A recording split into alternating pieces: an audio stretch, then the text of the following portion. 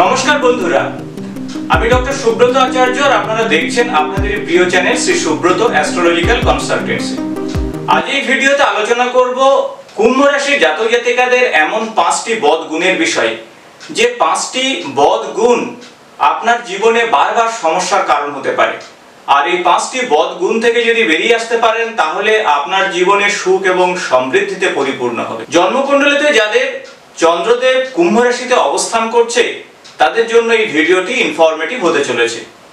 তবে ভিডিও শুরু করার আগে আপনাদের বলবো, যারা চ্যানেলে নতুন তারা অবশ্যই চ্যানেলটি সাবস্ক্রাইব করে দেবেন, পাশে থাকা বেল বাটনটি প্রেস করবেন, ভিডিও ভালো লাগলে বন্ধুদের সঙ্গে অবশ্যই শেয়ার করবেন। দ্বাদশ রাশিচক্রের 11তম রাশি হলো কুম্ভ রাশি এবং এই রাশির অধিপতি হলো শনিদেব। বায়ুতত্ত্বের রাশি হলো কুম্ভ রাশি। এরা অত্যন্ত প্রগতিশীল, স্বাধীন এবং বুদ্ধিমান। কুম্ভ রাশি জাতক জাতিকারা একটু শান্ত প্রকৃতির এবং কোমল হয়ে থাকে এবং অন্যের উচ্ছ্বাসে নিজেও উচ্ছ্বসিত হয়।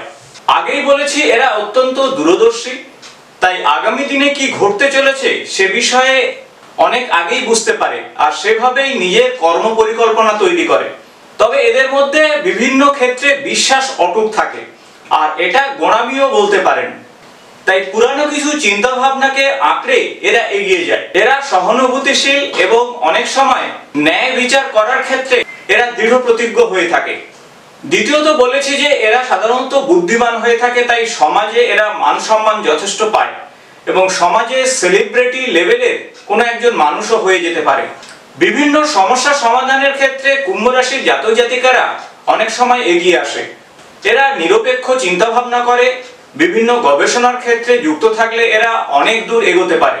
তবে সবথেকে এর খারাপ গুণ হলো এরা অনেক সময় এই কাজগুলো করার ক্ষেত্রে আত্মকেন্দ্রিক হয়ে ওঠে। আত্মকেন্দ্রিক হওয়ার জন্য সাধারণ মানুষের সঙ্গে খুব বেশি মেলামেশা করে না, তাই নিজেকে নিজের মধ্যে আবদ্ধ রাখে এবং কল্পনা জগৎ একটা তৈরি করে নিজের মধ্যে।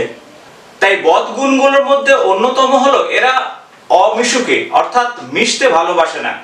নিজেকে একটি হাঁড়ির মধ্যে যেমন গুটিয়ে রাখে, কারণ কুম্ভ রাশির প্রতীক হলো একটি কুম্ভ, তাই নিজেকে কুম্ভের মধ্যে আবদ্ধ রাখে, কিন্তু অনেক কিছু চিন্তা ভাবনা করে সেখান থেকে। এমনিতেই শান্ত প্রকৃতির হলেও এদের বিরুদ্ধে যখন কেউ কথা বলে অত্যন্ত রেগে যায় আর তখন তার চরিত্রের নেগেটিভ দিকটি বাইরের দিকে বেরিয়ে আসে।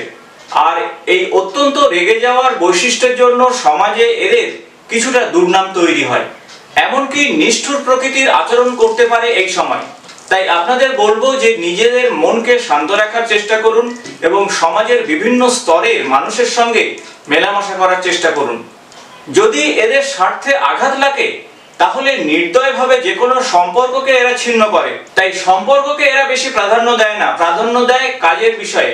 তাই কাজের বিষয়ে যে যখন সামনে চলে আসে বাধা হিসাবে, তাকে সবসময় ত্যাগ করার চেষ্টা করে।